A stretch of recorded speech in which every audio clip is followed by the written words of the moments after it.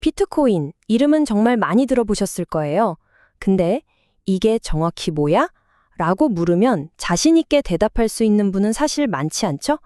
그래서 오늘 이 디지털 수수께끼의 정체를 한번 제대로 파헤쳐 보려고 합니다. 자, 바로 시작해 볼까요? 한번 상상해 보세요. 만약에 말이죠. 우리가 돈을 주고받을 때 은행이 필요 없다면 어떨까요? 정부 같은 어떤 중앙기관의 통제도 없이요. 바로 이 질문, 이 상상에서부터 모든 게 시작됩니다. 비트코인은 바로 이 혁신적인 아이디어에 대한 하나의 대답인 셈이죠. 자, 그럼 첫 번째 이야기부터 시작해 볼게요.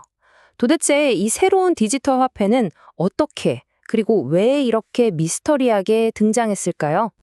때는 2009년, 사토시 나카모토라는 정체를 알 수 없는 가명의 인물이 갑자기 비트코인이란 걸 세상에 딱 내놓습니다. 사실 그 전에도 디지털 머니, 가상화폐 이런 개념들은 있었어요. 그런데 비트코인은 완전히 달랐습니다. 뭔가 근본적으로 다른 걸 가지고 있었죠. 바로 이 지점에서 비트코인의 진짜 핵심이 드러납니다. 이건 그냥 인터넷에 떠다니는 디지털 동전? 그런 게 아니에요. 모든 게 아주 정교한 수학에 기반해서 설계되고 또 운영되는 하나의 거대한 시스템이라는 겁니다. 이 수학이라는 원칙, 이게 바로 비트코인의 모든 것을 가능하게 만드는 마법의 열쇠라고 할 수 있죠. 아니 근데 은행도 없이 어떻게 거래가 된다는 걸까요? 신기하잖아요? 자, 그럼 그 비밀의 껍질을 한 겹 벗겨보겠습니다. 그 비밀의 이름은 바로 블록체인입니다. 들어보셨죠? 좀 어렵게 들릴 수 있는데 아주 쉽게 비유하자면 전 세계 사람들이 다 같이 쓰는 하나의 공공거래장부라고 생각하시면 돼요.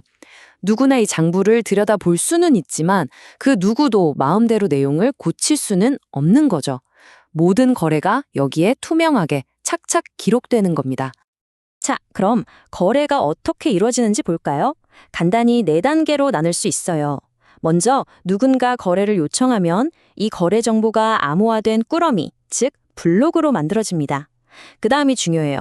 이 블록이 네트워크에 참여하는 모든 사람들한테 쫙 뿌려줘서 이거 진짜 거래 맞아? 하고 검증을 받아요. 모두가 오케이 사인을 보내면 마침내 이 블록이 기존의 장부, 그러니까 블록체인에 촥 하고 영원히 연결되는 겁니다. 보세요. 은행 같은 중간 관리자가 없어도 신뢰가 만들어지죠? 이게 바로 블록체인의 힘입니다. 좋아요. 거래 방식은 알겠어요. 근데 중앙은행이 돈을 찍어내는 게 아니라면 새로운 비트코인은 대체 어디서, 하늘에서 뚝 떨어지는 걸까요? 네, 아주 좋은 질문이죠. 그 답은 바로 채굴이라는 과정에 있습니다. 마이닝, 채굴이요. 이게 땅 파는 건 아니고요. 전 세계의 컴퓨터들이 엄청나게 어려운 수학 문제를 푸는 경쟁이라고 생각하시면 돼요. 일종의 경주죠. 이 문제를 푸는 이유가 뭐냐면 바로 앞에서 말한 그 거래 블록들이 진짜인지 검증하기 위해서예요. 그리고 이 어려운 문제를 가장 먼저 푼 승자에게 보상으로 세상에 없던 새로운 비트코인이 짠 하고 주어지는 겁니다. 더 신기한 건 뭔지 아세요?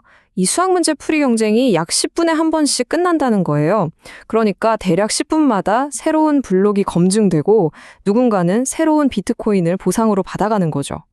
덕분에 비트코인이 새로 생겨나는 속도는 아주 정확하게 수학적으로 딱 정해진 스케줄대로 움직입니다. 바로 이 지점에서 우리가 쓰는 일반적인 돈, 그러니까 전통화폐랑 비트코인의 철학이 완전히 갈립니다. 보통 돈은 어때요? 정부나 중앙은행이 경제가 안 좋으면 막 찍어낼 수 있잖아요. 그렇죠? 하지만 비트코인은 애초에 총 발행량이 2100만 개로 수학적으로 딱 정해져 있어요. 더 찍어내고 싶어도 못 찍어내요. 그래서 어떤 사람들은 이걸 보고 이건 가치가 떨어질 위험이 있는 보통 돈의 대안이 될 수 있겠다. 다시 말해 인플레이션을 막는 수단이 될 수 있다고 보는 거죠. 정말 접근 방식 자체가 완전히 다른 셈입니다. 자, 이제부터는 비트코인의 가장 뜨거운 감자, 바로 익명성에 대해 이야기해 볼 시간입니다. 이 익명성이라는 특징은요, 정말이지 빛과 그림자를 동시에 가지고 있어요. 비트코인 시스템의 특징을 다시 한번 생각해 볼까요? 개인과 개인이 직접 거래하죠. 중간에 은행 같은 게 없고요. 그러니까 당연히 누가 누구한테 보냈는지 알기 어려운 익명성이 보장됩니다. 이걸 감독하는 기관도 따로 없고요. 바로 이게 익명성이 가진 어두운 면, 그림자입니다. 거래를 추적하기가 힘드니까요. 어떨까요? 그렇죠. 마약 거래나 도박, 돈 세탁 같은 불법 죽은 활동을 하는 사람들한테는 정말 안성맞춤인 도구가 될 수 있다는 겁니다. 이건 그냥 이론적인 얘기가 아니에요. 실제 사례도 있습니다.